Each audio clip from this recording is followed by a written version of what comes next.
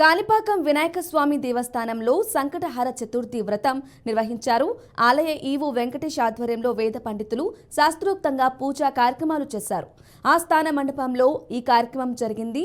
ప్రతి నెల పౌర్ణమి తర్వాత వచ్చే చతుర్థి రోజున సంకటహర చతుర్థి వ్రతం నిర్వహించడం ఆనవాయితీగా వస్తోంది.